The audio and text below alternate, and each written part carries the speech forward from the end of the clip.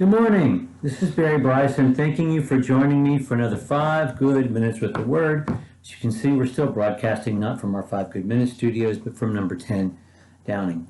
But we are continuing our study of the book of Zechariah, and we're in my favorite part of the book, which is chapter 7, in which he deals with questions about fasting. Now, remember, Zechariah is not just a prophet, but he is also a priest.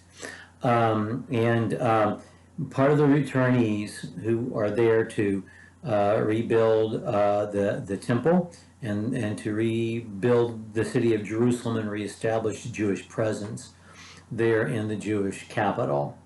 But they have spent 70 or so years in exile in Babylon and then in Persia. And they have been unable to really fully practice Old Testament Judaism, as there has not been for them a tabernacle or a temple. And so while they were there in Babylon, Persia, they established new patterns in order to maintain their culture, in order to maintain their religion, their connection to each other and to God.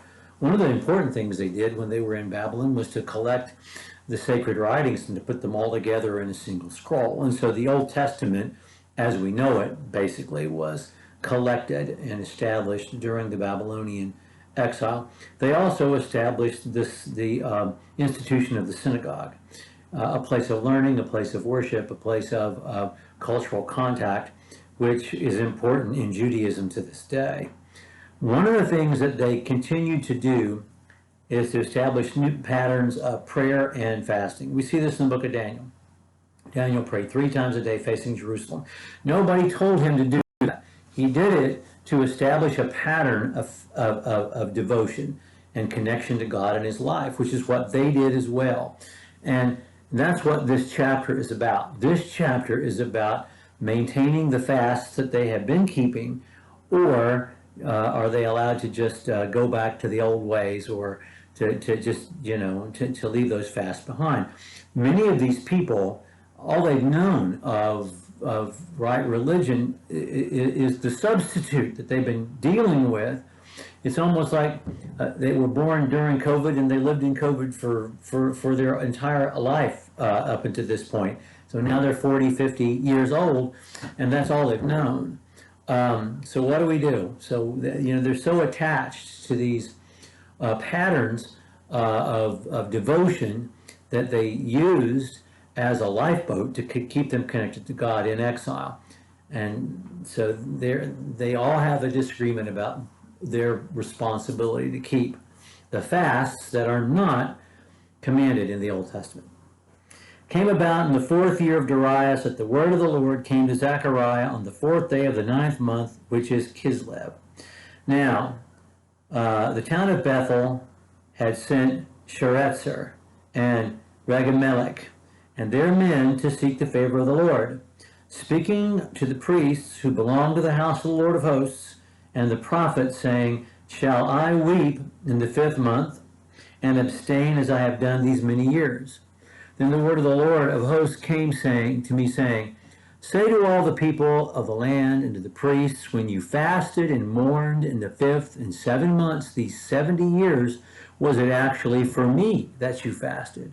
And when you eat and drink, do you not eat for yourselves, and do you not drink for yourselves? Are not these words which the Lord proclaimed by the former prophets when Jerusalem was inhabited and prosperous with its cities around it, and the Negev and the foothills were inhabited?"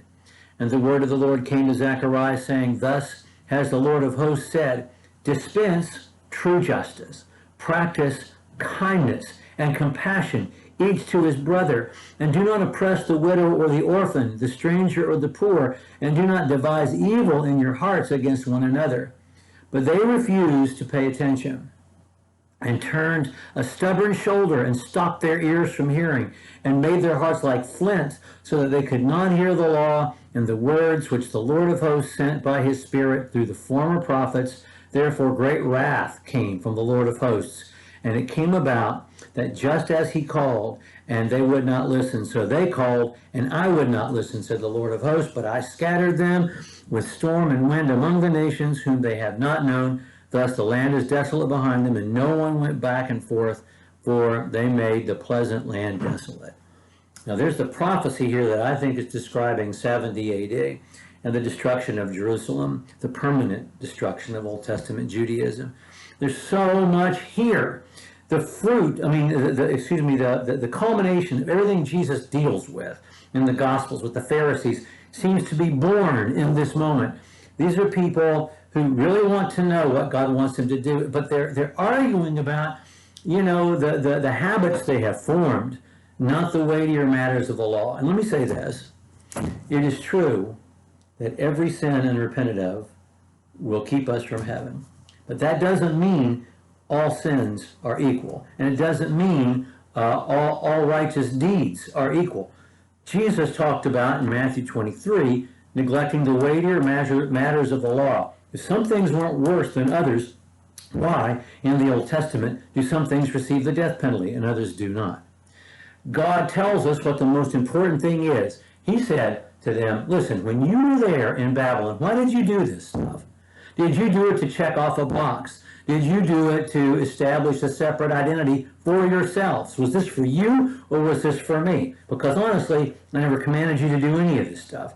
And before you went into Babylonian captivity, when they kept the word that I did give, they lived prosperous lives. Did you forget about that? So this is what I want you to do.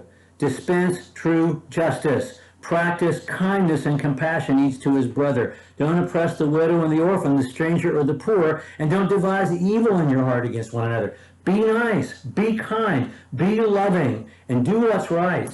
That's what's important. What's not important is whether or not you keep the 5th month or the 7th month or anything that you made up when you were in Babylon. Do what's right with each other. Love your neighbor as yourself, which God already told them to do in Leviticus chapter 19. And take care of each other and be kind to each other. I've already told you this. This is what's important. But they refused to pay attention, and they turned a stubborn shoulder, and they stopped up their ears, as we do to this day, because we would rather argue about piddly little things than to be nice to each other.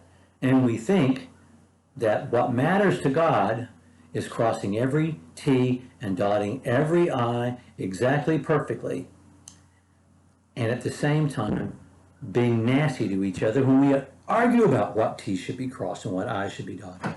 The thing that upsets God the most is not that I didn't cross every T correctly, it's that I was nasty when I argued with somebody about it. And he makes that so clear here. And I just really love this chapter for the way it so clearly communicates what God expects of us. And I hope that we come back over and over again to this chapter. So much is born in this chapter that Jesus himself deals with in his ministry and that we continue to deal with to this day. It is not a badge of honor to win an argument, even if you're right, if you're nasty when you do it. What matters to God is that we dispense true justice, practice kindness, and compassion each to his brother. Okay. Well, we get to some of the weird stuff starting tomorrow. Thank you for joining me for another 5 good minutes. Tomorrow we'll pick up with chapter 8.